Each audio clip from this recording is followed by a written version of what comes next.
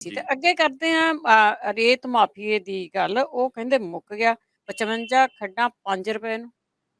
ਹਾਂ, ਬਿਲਕੁਲ ਜੀ। ਮਤਲਬ ਮਾਨ ਸਰਕਾਰ ਨੇ ਦਮ ਭਰਿਆ ਸੀਗਾ ਕਿ ਅਸੀਂ ਰੇਤ ਦੀ ਜਿਹੜੀ ਪਾਲਿਸੀ ਲਿਆਵਾਂਗੇ, ਹੈ ਨਾ, ਮਾਈਨਿੰਗ ਪਾਲਿਸੀ ਲਿਆਵਾਂਗੇ, ਉਹਦੇ ਨਾਲ ਪੰਜਾਬ ਦਾ ਖਜ਼ਾਨਾ ਭਰ ਜੂਗਾ। ਤੇ ਉਹਨੂੰ ਦਮ ਭਰ ਰਹੇ ਨੇ ਕਿ ਅਸੀਂ ਜਿੰਨੀ ਸਸਤੀ ਰੇਤ ਉਪਲਬਧ ਕਰਾ ਰਹੇ ਹਾਂ, ਉਹਦੇ ਨਾਲ ਮਾਫੀਆ ਦਾ ਭੋਗ ਪਏਗਾ। ਇਹ ਸਰਕਾਰ ਦਾ ਦਾਅਵਾ ਹੈ।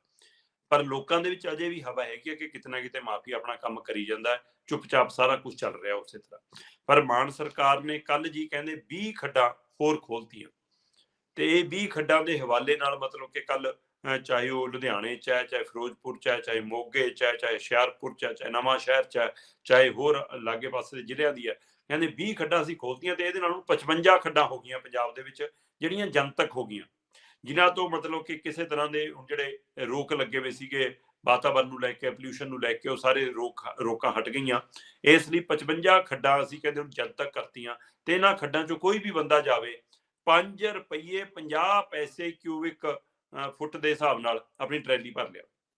ਸੋ ਇਸ ਲਈ ਕੱਲ ਨਵੀਆਂ 20 ਖੱਡਾਂ ਦਾ ਇੱਕ ਤਰ੍ਹਾਂ ਨਾਲ ਉਦਘਾਟਨ ਕੀਤਾ ਮੁੱਖ ਮੰਤਰੀ ਸਾਹਿਬ ਨੇ, ਕਹੀ ਲੈ ਕੇ ਰੇਤ ਫਰੋਲੀ।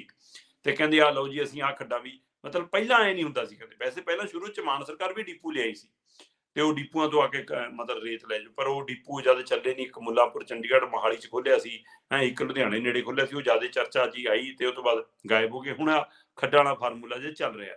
ਸੋ ਇਹ ਦੇਖਦੇ ਹਾਂ ਕਦੋਂ ਤੱਕ ਇਹ ਮਤਲਬ ਇਸ ਤਰ੍ਹਾਂ। ਉਹ ਕਹਿੰਦੇ ਕਿ ਸਾਡਾ 20 ਕੱਲ ਖੋਲਤੀਆਂ, 20 ਕੱਲ ਖੋਲਣ ਨਾਲ 55 ਹੋ ਗਈਆਂ, ਤੇ ਸਾਡਾ ਟਾਰਗੇਟ ਹੈ ਕਿ ਛੇਤੀ ਅਸੀਂ ਇਹਨੂੰ 150 ਤੱਕ ਲੈ ਜਾਣਾ।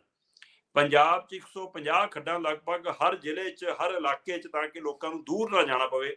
ਆਪਣਾ ਰੇੜਾ ਲਿਆਓ, ਆਪਣੀ ਰੇੜੀ ਲਿਆਓ, ਆਪਣਾ ਟਰੈਕਟਰ ਲਿਆਓ, ਆਪਣੀ ਟਰਾਲੀ ਲਿਆਓ, ਤੇ ਜਿੰਨਾ ਲੋੜ ਆ ਉਹਨਾਂ ਰੇਤਾ ਭਰ ਕੇ ਲੈ ਜਾਓ। ਉੱਥੇ ਭਰਾਈ ਦਾ ਮੁੱਲ ਤੁਹਾਨੂੰ ਹੋ ਸਕਦਾ ਤੁਹਾਨੂੰ ਪੈ ਜਾਵੇ, ਜੇ ਤੁਹਾਡੇ ਕੋਲ ਆਪਣਾ ਸਾਧਨ ਨਹੀਂ ਤਾਂ ਢੋਆ ਢਵਾਈ ਦਾ ਮੁੱਲ ਤੁਹਾਨੂੰ ਪੈ ਸਕਦਾ ਪੈ ਜਾਵੇ।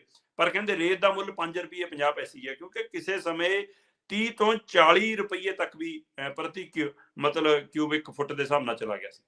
ਸੋ ਪਿਛਲੀਆਂ ਸਰਕਾਰਾਂ 'ਚ 30 40 ਰੁਪਏ ਤੱਕ ਵੀ ਗਿਆ। ਬੇਸ਼ੱਕ ਅਜੇ ਵੀ ਵਿਰੋਧੀ ਪਾਰਟੀਆਂ ਦਾ ਦਾਅਵਾ ਹੈ ਕਿ ਨਹੀਂ, ਲੋਕਾਂ ਨੂੰ ਰੇਤ ਸਸਤਾ ਨਹੀਂ ਮਿਲਦਾ, ਇਹ ਧੋਖਾਧੜੀ ਹੈ, 5 ਰੁਪਏ 50 ਪੈਸੇ ਲਿਖਿਆ ਹੀ ਹੈ, ਜਦੋਂ ਲੈ ਕੇ ਘਰੇ ਪਹੁੰਚੋ ਫਿਰ ਪਤਾ ਲੱਗਦਾ। ਤੇ ਕਈ ਮਾਹਿਰਾਂ ਨੇ ਇਹ ਵੀ ਰਾਏ ਦਿੱਤੀ ਸੀ ਕਿ ਇਹ ਸਾਰੇ ਖੇਡ ਨਾਲੋਂ ਆਮ ਬੰਦੇ ਦੇ ਲਈ, ਜਿਹੜਾ 10 ਲੱਖ ਤੱਕ ਦੀ ਉਸਾਰੀ ਕਰਦਾ ਹੈ, ਉਹਦੇ ਲਈ ਰੇਤ ਮੁਫਤ ਹੋ ਜਾਣਾ ਚਾਹੀਦਾ, ਤੇ ਦੂਆਂ ਦੇ ਲਈ ਮੁੱਲ ਮਿਲਣਾ ਚਾਹੀਦਾ। ਤੇ ਉਹਦੇ ਲਈ ਇੱਕ ਪੈਮਾਨਾ ਹੋਣਾ ਚਾਹੀਦਾ ਕਿ ਨਕਸ਼ਾ ਤਾਂ ਪਾਸ ਕਰਾਉਣਾ ਪਊਗਾ। ਤੁਸੀਂ ਜਦੋਂ ਨਕਸ਼ਾ ਪਾਸ ਕਰਾਓ ਤਾਂ ਉਹਦੇ ਵਿੱਚ ਪਤਾ ਲੱਗ ਜਾਂਦਾ 2 ਖਣ ਪਾ ਰਹੇ ਹੋ, 3 ਖਣ ਪਾ ਰਹੇ ਹੋ, 4 ਕਮਰੇ ਪਾ ਰਹੇ ਹੋ, 2 ਮੰਜ਼ਲਾ ਪਾ ਰਹੇ ਹੋ, 5 ਮੰਜ਼ਲਾ ਪਾ ਰਹੇ ਹੋ, 4 ਮਰਲੇ ਪਾ ਰਹੇ ਹੋ, 6 ਮਰਲੇ ਪਾ ਰਹੇ ਹੋ, 10 ਮਰਲੇ ਪਾ ਰਹੇ ਹੋ। ਦੁਕਾਨ ਉਸਾਰਨੀ ਹੈ ਕਿ ਸ਼ੋਰੂਮ ਉਸਾਰਨਾ ਹੈ ਕਿ ਮਾਰਕੀਟ ਖੜੀ ਕਰਨੀ ਹੈ, ਕਮਰਸ਼ੀਅਲ ਹੈ ਕਿ ਘਰੇਲੂ ਹੈ, ਕਹਿੰਦੇ ਉਹ ਨਕਸ਼ੇ ਦੇ ਹਿਸਾਬ ਨਾਲ ਇੱਕ ਤੈਅ ਹੋ ਜਾਵੇ ਕਿ ਭਾਈ ਜੇ ਘਰੇਲੂ ਮਕਾਨ ਹੈ ਔਰ 10 ਲੱਖ ਤੋਂ ਥੱਲੇ ਵਾਲੀ ਲਾਗਤ ਵਾਲਾ ਹੈ, ਇਹਦਾ ਮਤਲਬ ਲੋੜਵੰਦ ਪਰਿਵਾਰ ਦਾ, ਫਿਰ ਉਹਦੇ ਵਿੱਚ ਰੇਤ ਦਾ ਕੋਈ ਮੁੱਲ ਨਹੀਂ ਹੋਣਾ ਚਾਹੀਦਾ। ਨਕਸ਼ੇ ਦੇ ਪਾਸ ਦੇ ਨਾਲ ਇਹ ਫੀਸ ਲੈ ਲਓ ਕਿ ਭਾਈ ਹੁਣ ਚੱਕ ਲੈ ਆਪਣਾ ਰੇਤ। ਸੋ ਇਸ ਲਈ ਕੁਝ ਕਹਿੰਦੇ ਕਿ ਉਹਦੇ ਹਿਸਾਬ ਨਾਲ ਮਹਿੰਗੇ ਲੋਕਾਂ ਨੂੰ, ਕਮਰਸ਼ੀਅਲ ਲੋਕਾਂ ਨੂੰ ਵੱਧ ਪੈਸਾ ਦੇਣਾ ਪਏਗਾ, ਵੱਡੀਆਂ ਕੋਠੀਆਂ ਬਣਾਉਣ ਵਾਲਿਆਂ ਨੂੰ ਉਹ ਤੋਂ ਉਸ ਹਿਸਾਬ ਨਾਲ ਪੈਸਾ ਦੇਣਾ ਪਏਗਾ, ਤੇ ਗਰੀਬ ਨੂੰ ਰਾਹਤ ਮਿਲੇ। ਕੁਝ ਇਸ ਨੀਤੀ ਤੇ ਚੱਲਦੇ ਨੇ ਕਿ ਇਹਦੇ ਨਾਲ ਖਜ਼ਾਨਾ ਵੀ ਭਰੇਗਾ ਔਰ ਸਰਕਾਰ ਨੂੰ ਚੈੱਕ ਆਊਟ, ਪੁਆਇੰਟ ਆਊਟ ਕਰਨ ਦੀ ਵੀ ਲੋੜ ਨਹੀਂ। ਪਤਾ ਹੀ ਹੈ ਕਿ ਇੰਨਾ ਉਸਾਰੀ ਹੋ ਰਹੀ ਤਾਂ ਇੰਨਾ ਰੇਤਾ ਲੱਗਣਾ ਹੀ ਲੱਗਣਾ। ਸੋ ਕੁਝ ਤਰੀਕੇ ਇਸ ਦੇ। ਪਰ ਮਾਨ ਸਰਕਾਰ ਕਹਿੰਦੀ ਨਾ, ਅਸੀਂ ਤਾਂ ਟਰੈਲੀਆਂ ਮੁਫਤ ਚੁਕਾ ਰਹੇ ਹਾਂ, ਲਗਭਗ 5 ਰੁਪਏ 50 ਪੈਸੇ ਪ੍ਰਤੀ ਕਿਊਬਿਕ ਫੁੱਟ ਦੇ ਹਿਸਾਬ ਨਾਲ ਰੇਤ ਚੱਕੋ।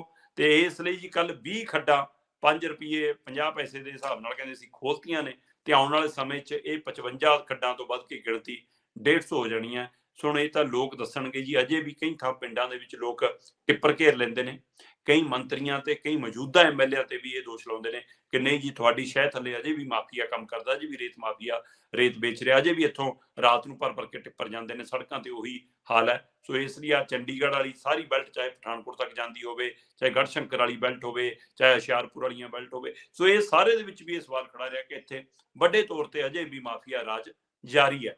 ਤੇ ਇਹ ਵੀ ਲੋਕ ਤਾਂ ਇਹ ਵੀ ਕਹਿੰਦੇ ਨੇ ਕਿ ਪੈਸੇ ਹੁਣ ਪੰਜਾਬ 'ਚ ਨਹੀਂ ਰੁਕਦੇ, ਉਹਦੇ ਸਿੱਧੇ ਸ਼ੰਭੂ ਬਾਰਡਰ ਟੱਪ ਜਾਂਦੇ ਨੇ, ਉਹ ਦਿੱਲੀ ਆਕਾਵਾਂ ਨੂੰ ਜਾਂਦੇ ਨੇ। ਸੋ ਇਹਦੀਆਂ ਚਰਚਾਵਾਂ ਵੀ ਪੰਜਾਬ 'ਚ ਬਰਾਬਰ ਨੇ। ਸੋ ਇਹ ਦੋਏ ਤਰ੍ਹਾਂ ਦੀ ਚਰਚਾ। ਪਰ ਇਸ ਚਰਚਾ ਦੇ ਵਿਚਾਲੇ ਖੁਦ ਮੁੱਖ ਮੰਤਰੀ ਭਗਵੰਤ ਮਾਨ ਪਹੁੰਚੇ ਸੀ ਕੱਲ। 5 ਜ਼ਿਲ੍ਹਿਆਂ 'ਚ 20 ਖੱਡਾਂ ਦਾ ਕਹੀ ਨਾਲ ਟੱਕ ਲਾ ਕੇ ਰੇਤਾ ਫਰੋਲ ਕੇ ਉਦਘਾਟਨ ਕੀਤਾ ਕਿ ਆ ਲੋ ਭਾਈ, ਹੁਣ 5 ਰੁਪਏ 50 ਪੈਸੇ ਨੂੰ ਭਰੋ ਟਰਾਲੀ।